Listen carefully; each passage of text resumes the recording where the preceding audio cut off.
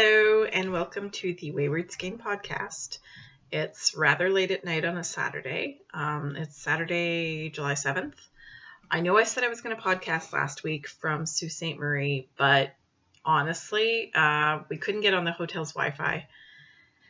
And I wasn't going to use all the data on my phone to sort of connect the laptop to the phone to switch it over. But anyway, just didn't end up having time, and the not being able to connect to the Wi-Fi was a bit of a deal breaker there.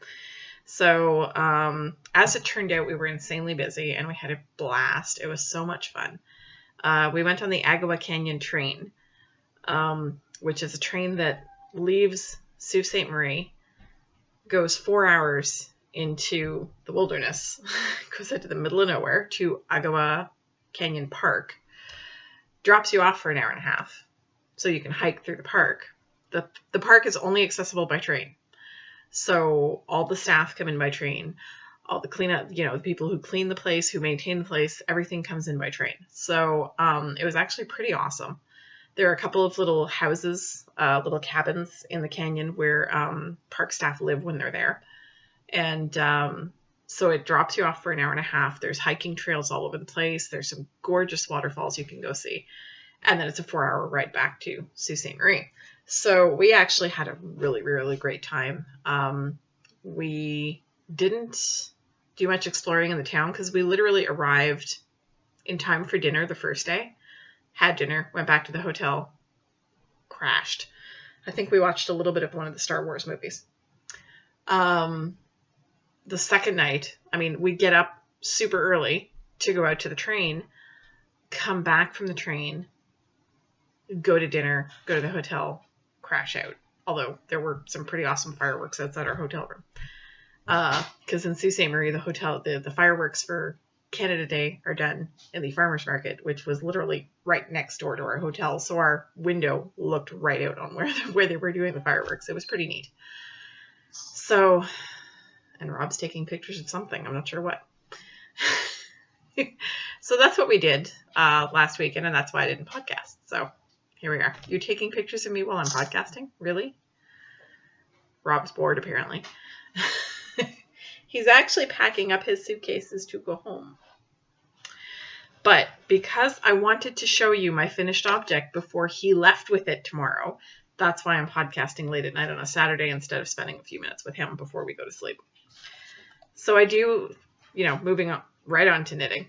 I do have a finished object. Look at the little hat.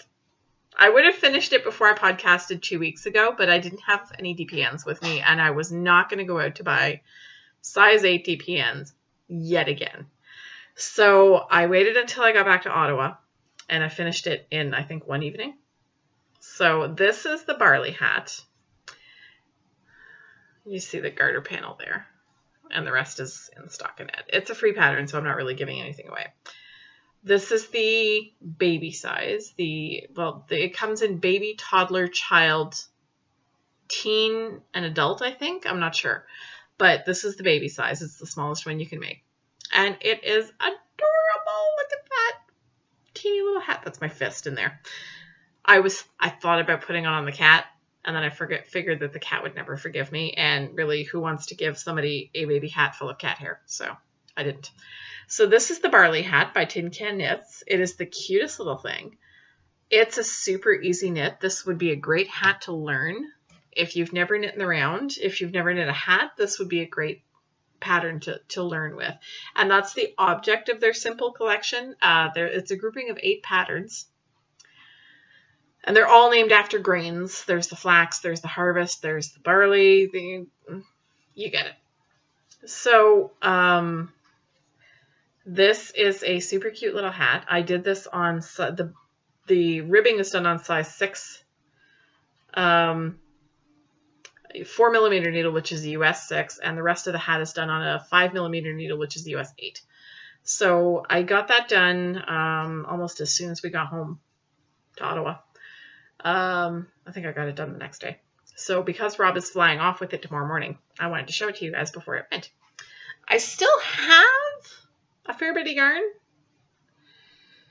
I'm not sure what I'm going to do with it, but this is about 2/3 of a ball. I think. I'd have to weigh it. But it's a fair amount of yarn. It's at least, I'd say, 60 grams. So I'm not sure exactly what I'm going to do with it, but I'll figure something out.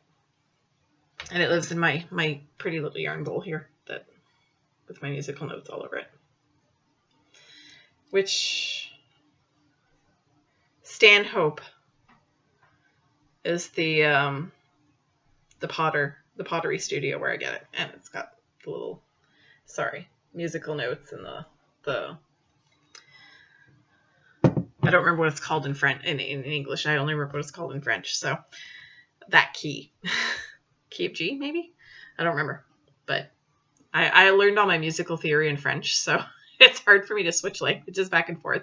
I also can't do math in English, and I can't do science in English. I have to translate them in my head. I am not drinking tea tonight because it's hot. I did drink tea earlier tonight. I had the organic cinnamon rooibos chai from David's because I have big packs of those in individual bags.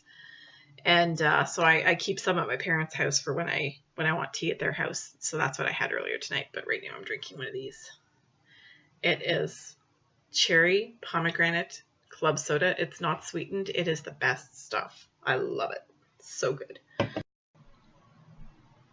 Hello. It is now Sunday morning. Sorry for the abrupt shift, but I basically just wanted to record the part with the finished object last night. And now it is Sunday afternoon, mid-afternoon. Rob has already arrived at his house in Chicago. Well, outside of Chicago, but anyway. So it's been a busy day. And I've actually gotten quite a bit of knitting done, so I was happy that I got more progress over what I was doing last night. So I figured I'd re-record the end of the podcast. So after my finished object, I have 2 works in progress. My last episode, you all saw Rob's sock got frogged. So you guys all saw my little ball of yarn. And the very next day, I cast on this lovely thing. Oh, I'm really happy that I'm re-recording this in daylight because the colors are showing up so much better. I still have crappy lighting at my desk, but at least it's daylight, so the colors are not showing up as dark as they were last night. So this is a sock for me. It is my standard no pattern sock. It's based on Sock Recipe, A Good Plain Sock by Stephanie Pearl McPhee. It's out of her Knitting Rules book. It's just basically it's a recipe. It's for how to knit socks. I've never needed a pattern since I took her class and learned how to do this. So my personal preference is 64 stitches on 2.5 millimeter, which is US 1.5. I do 15 rows of ribbing, 20 rows of leg, 15 rows back and forth of heel flap, so it's 30 rows of heel flap, and the rest just goes from there. I knit the foot until it reaches the top of my middle finger. A little bit of human science for you. This is how long your sock needs to be before you need to start the toe decreases. If you're doing toe up, the end of the toe goes to the tip of your finger, and the heel of your hand is how long it needs to be before you start the heel gusset going the other way. So just a little bit of human science for you there that I learned from the Yarn Harlot. She is a wonderful, very, very smart human being, and she taught me quite a bit about knitting in that class. So this is just a standard stockinette sock. I just wanted a shorty pair of socks because I don't like long socks. And this is done out of the same Nova sock print, colorway 174. I really love the spiraling that the stripes are doing. I don't know if you can see it there. The blue and the brown stripes are sort of spiraling. There's pooling where I did the heel flapping gusset, but I don't care. I love it. They're not going to be matchy-matchy because, well, you can't with this kind of yarn. But it feels like a real workhorse yarn. Now, this stuff is a sock yarn that I picked up at Moulinet in Toronto. It cost, at the time, $6.95 a ball, so it was a very reasonably priced sock yarn, and I got a whole bunch of different colors in it. So feels like it's going to be a good, solid, sturdy sock. I'm very excited about having a new pair of socks. Because the last ones, I got lazy. They were out of a yarn that Sue and Sarah had bought me at Stitches Midwest last year. And I didn't my socks, and I got lazy. I didn't go quite past the end of my middle finger. And the socks are tight. So this time when I got to the end of my finger, we were actually in Burlington over the weekend, and I got to the end of my finger, and I looked at Rob and I said, I'm adding 2 more rows before I start the decreases. And he, of course, gave me the blank look that non-knitters will give you and go, okay. So I've already started the toe decreases. I was hoping to have a finished sock before I recorded, but there we are. Life got in the way. So that's my first work in progress, and I'm loving this sock so much. The second sock is going to be my purse knitting for on the bus. I have another work in progress. I cast it on this morning while I was waiting for Rob to finish his breakfast before I took him to the airport. I am knitting, I don't have a picture of it, of the pattern, but I am currently in the middle of the short rows for the Bandana Cowl by Pearl Soho. I'm loving this yarn so much. The pattern is really simple. It's really straightforward. It's super easy. This part is all short rows. So right now I'm in the middle of the short rows. And this yarn, I swear I need to get my hands on more of this yarn someday when I start buying yarn again, because I have a ridiculous amount of yarn to get through. I'm trying to sort of pare down my knitting collection, my yarn collection right now, mainly because I don't want to have a yarn collection. I want to have yarn that I use to knit things. I don't want to have a curated collection of yarn. Sorry, I'm just gonna, it's hot, so I'm putting my hair back here. You can tell it's hot because I got little corkscrew things going on back here. So much frizz. It's yesterday and the day before were cold. The whole rest of this last 2 weeks has been insanely hot. And I don't do heat well. Short sleeve shirt, but even this is pretty warm for me. So, yeah, I'm not enjoying the summer. I don't have central air. You might be able to hear my air conditioner in the background right now. But, yeah, I'm not enjoying the summer all that much. Clearly, I've switched drinks since I switched days.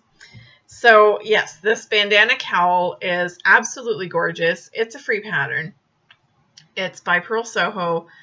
Super simple. The yarn I'm in love with. I am absolutely in love with. When people say that something feels like knitting like with butter, it usually doesn't apply to a bulky yarn.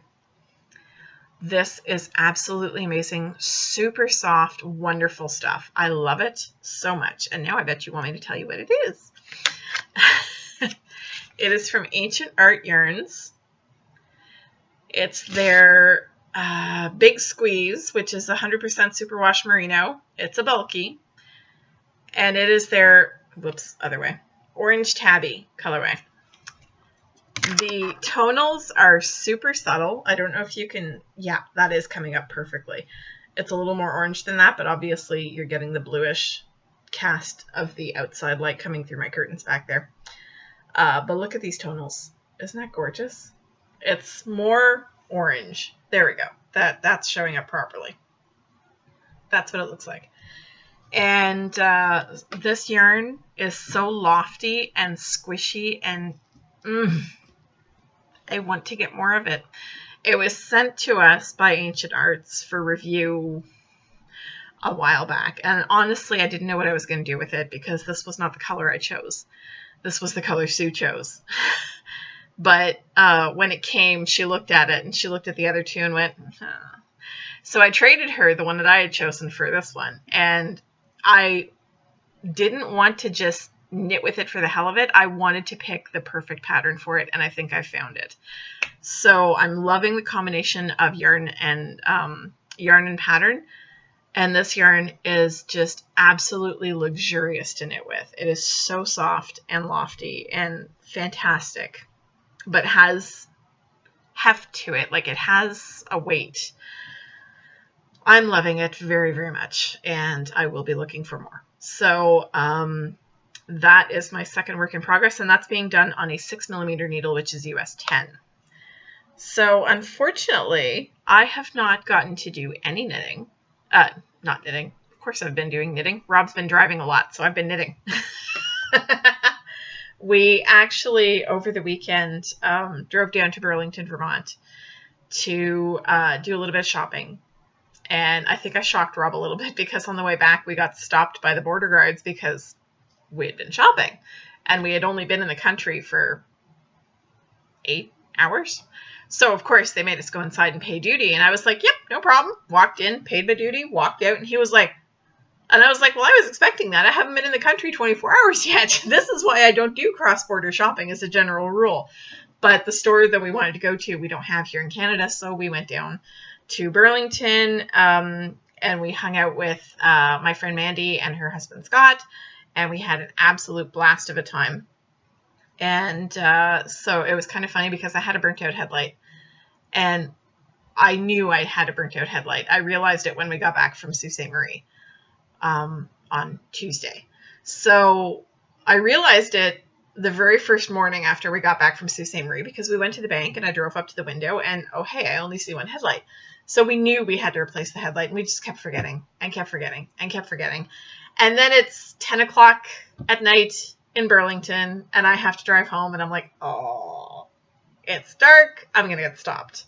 Sure enough, we got stopped in St. Albans, which is a little town about 20, 30 minutes north of Burlington. So we knew there was a Walmart there. So because that's where we had stopped for lunch was in St. Albans. And we had seen the Walmart as we were leaving town. So we were going to stop at the Walmart. We were hoping that it was open late. And sure enough, 3 blocks from the Walmart, we got pulled over by the cops. So we explained to the police lady that we were heading for the Walmart to try and buy a light bulb. And sure enough, we get to the, she was very nice. She was, you know, fantastic, get it taken care of, be safe, whatever. Privileges of being a white person. Well, we were also in Vermont, so that might have had something to do with the friendliness of the police presence. And it was, had I been in another state, I might not have felt quite so okay about the encounter. I do have a lot of resentment for the fact that too many of my friends have to be afraid of being pulled over for a burnt out headlight. But we won't get too political here. I'll save that for the blog. So anyway, we got pulled over. No big deal. We went to the Walmart. It was closed. At which point I remembered I had a spare headlight in my glove box. It turned out that it was a high beam. We needed a low beam. They don't fit in each other's sockets on my car, so we couldn't use it anyway. So we had to drive home with one headlight. Get to the border, pay my duty, whatever. That's when my phone died. We'd been using my phone as a GPS. Because my GPS was very old. And it was very frustrating because we tried using Rob's phone. Rob's phone is 4 generations back from mine. I have a Samsung Galaxy S7. He's got an S3. So his was several generations back from mine. And I know it looks really scratchy, but that's just the plastic screen cover that is scratchy. The screen itself is fine. So I'm trying to use Google Maps on Rob's phone. And I guess his phone is too old for it to function properly, and you don't see the progression through the route. So you have to read the directions step by step. And his phone was rapidly dying. My spare battery wouldn't charge my phone. It wouldn't charge his phone.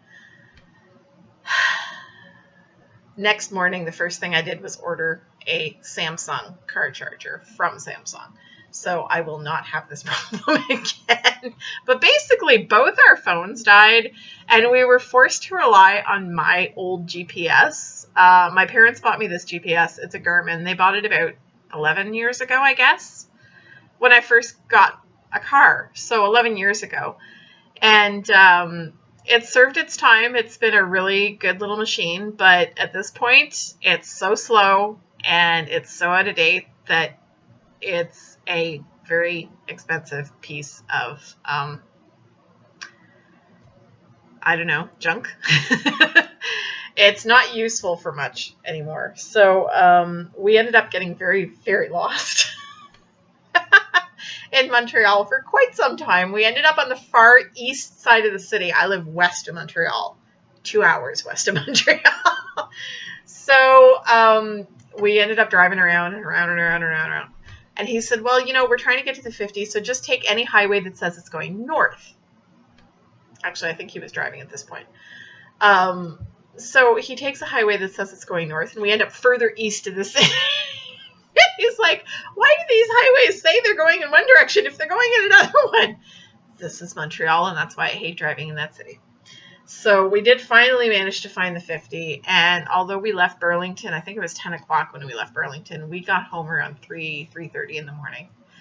It was brutal. It was a very rough drive home, but the trip was absolutely worth it. We had a blast. I have bought myself a car charger. I'm not going to have this problem again, and eventually I will memorize the route to and from. It's not that complicated. For some reason, though, all the GPS devices, other than my phone, were trying to send us home via the 50, which is north of the city, and we usually take the 417 through Ontario, which is south of the city. So that's about it. It made for an interesting trip. Let's just say that. We also went to Dow's Lake and rented a paddle boat. Now, this was Thursday night. It was very windy. It was coldish. The temperature was starting to drop. That was the end of the heat wave, supposedly. So, although it's hot today. So we rented a paddle boat. Navigating a canoe or a kayak through high wind, choppy water, no problem. Navigating a paddle boat is like trying to navigate a bathtub. We were not graceful. We got a lot of exercise. We had fun. And we had a great dinner afterwards. We went to a pub. But we were not graceful on the lake. And the steering was I don't know what was wrong with the steering. I've operated paddle boats before. My uncle had one when I was a kid. I grew up in a paddle boat. I know how to steer a paddle boat. This thing just would not steer. It might have had something to do with the fact that there were, like 4 or 5 inch waves and in this little man-made lake, and that, the wind kept trying to push us towards the far bank. So we were not graceful, but it was fun. And we want to go do it again. I hope they're still doing it when he comes back in October, because sadly he's not coming back before then. But maybe we will attempt something with some friends before then. So that was pretty much all the exciting stuff that happened during our vacation. The trip to Sault Ste. Marie was fantastic. I know I promised you guys an episode last weekend, but we couldn't get onto the hotel's Wi-Fi, and I was not going to attempt to do this over data on my phone, and it was just too complicated. The Agawa Canyon train, fabulous. If you get a chance, go. It is totally worth it. Perhaps not during a heat wave, because what they do is it's a 4-hour train ride from Sault Ste. Marie out to Agawa Canyon Park, which is only accessible by train. So they drop you off in this provincial park, and you get to hike for an hour and a half, or, just sit there and do nothing. But we wanted to go hiking. There are some gorgeous waterfalls and some really pretty trails out there. And so we went, and we got dropped off, and oh my God, was it hot. So we did that, get back on the train, go back to Sault Ste. Marie, had dinner. I can't remember where we went the second night. Oh, we went to that really expensive wine bar that we weren't expecting. It was hard to find places to eat because apparently Sault Ste. Marie shuts down at 5 o'clock. We were having difficulty finding anything open. So, and we were right downtown. We were at the waterfront hotel, so we were having a lot of trouble finding anywhere to eat. And we didn't want to eat in the restaurant at the hotel because that's boring. But the first night we ate at this little Italian place. It was a casual Italian place, but the food was amazing. Second night we ate at this steak and wine bar that was in an old mill building. And the food was amazing. Absolutely amazing. But holy crap, was it expensive. It's a wine bar. The word wine bar should be a hint. So we had a really good time, it being Canada Day and us being at the Waterfront Hotel. The city's fireworks display was happening right next to our hotel. It was literally 50 feet from our bedroom window. So we got a really great view of the fireworks display, at which point we both passed out because holy crap, it was hot that day. And then we drove home the next day. I accidentally killed a bird. It flew into my grill as we were driving. Mandy removed it for me in Burlington because I just couldn't do it. I tried to pull him out by his wings, and he was only about this big. Like, the bird was this big. And I was so terrified that I was just going to snap his wings off that I couldn't do it. So Mandy was like, oh my God, here, and wedged it out with a stick. So that was our fun and exciting adventures during our vacation. He has now gone home. I go to work tomorrow. He goes to work tomorrow. Vacation's over. There we are. So that's been all the fun and exciting stuff in the last week. I have not done any reading whatsoever. I've been spending all my free time knitting or running around doing crazy things with Rob. And I haven't really watched anything either. I've been trying to catch up on my podcasts for one thing. So I've been catching up with Selma, who is the Little Big Knits podcast. And so I've spent any viewing time that I had watching her, so I'm almost caught up. I was so happy to be watching her during the heat wave because it was Christmas time for her. So I was 6-7 episodes back, and I was watching her Christmas episodes, and that made me feel a little bit better about the heat wave. But it is stinking hot, and I'm gonna go remove some layers since I can't do that on camera, and be a little bit cooler, closer to the air conditioner. And so I hope you guys will have a great week. I don't know if the next episode is going to be in 1 week or 2. We'll have to play it by ear and see how it goes. And next time, maybe I will have tea. And apparently my daughter is taking the bathroom apart right now. So I will say goodbye, and everybody have a great week, and keep your pointy sticks around. Bye!